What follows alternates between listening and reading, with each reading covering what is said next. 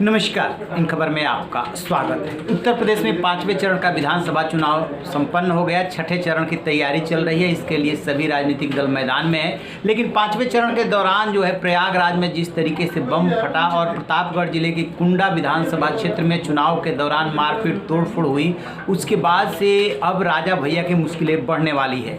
दरअसल रैया में जिस तरीके से समाजवादी पार्टी के जो एजेंट थे राकेश पासी, उनके साथ मारपीट हुई और मारपीट के दौरान उन्होंने आरोप लगाया कि जाति सूचक शब्दों का इस्तेमाल किया गया है। लिहाजा रघुराज प्रताप सिंह उर्फ राजा भैया, उनके समर्थक राकेश, अन्य 15 के खिलाफ मारपीट की धारा और SC/ST एक्ट में FIR की गई है उनकी शिकायत पे। SC/ST एक्ट में जब FIR होती है तो ये मामला काफ़ी सख्त हो जाता है। दूसरी तरफ जो समाजवादी पार्टी के उम्मीदवार हैं गुलशन यादव, उनके खिलाफ भी FIR कराई गई है।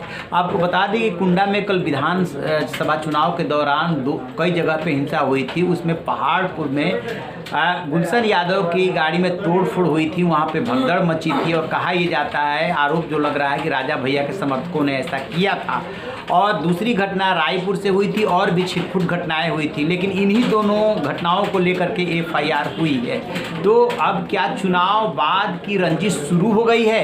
क्योंकि आपको बता दें कि चुनाव के दौरान रघुराज प्रताप सिंह उर्फ राजा भैया को लेकर के समाजवादी पार्टी के उम्मीदवार गुलशन यादव ने कई सनसनीखेज आरोप लगाए थे, जिसको लेकर के वीडियो भी वायरल हुआ था। लास्ट में जब सपा प्रमुख अखिलेश यादव प्रचार के लिए गए थे तो कुंडा की कुंडी बंद करने की बात कह दी थी। उसको लेकर के राजा भैया उखड़ गए थे और उन्होंने चुनौती दे दी थी कि कौन माई का लाल है जो कुंडा की कुंडी बंद करेगा या उनको कैद करेगा। तभी से माहौल गर्मा गया था और अब इस तरह की बात आ रही कि अलग अलग मामलों में गुलशन यादव के खिलाफ और इधर राजा भैया के खिलाफ भी मामला दर्ज हो गया है। अब पुलिस इसकी जांच शुरू करेगी। स्वाभाविक सी बात है कि यदि जांच में बातें सही मिलती है तो राजा भैया की मुश्किलें बढ़ने वाली है, क्योंकि SC/ST एक्ट में जब मामला दर्ज होता है तो जल्दी जमानत भी नहीं मिलती है।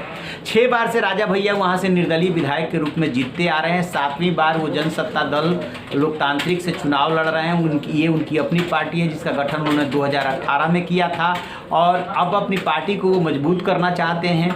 लेकिन इसी बीच समाजवादी पार्टी से उनका एक तरह से दुराव हो गया है, दूरियां बढ़ गई है और ये दूरियां बढ़ी है राज्यसभा चुनाव के दौरान, जबकि अखिलेश यादव बसपा से गठबंधन करके चल रहे थे और उस दौरान जब वोटिंग की बारी आई थी तो राजा भैया ने उनकी बात नहीं मानी थी और मायावती के कैंडिडेट के लिए वोट नहीं दिया था, तभी से दूरी बढ़ गई थी।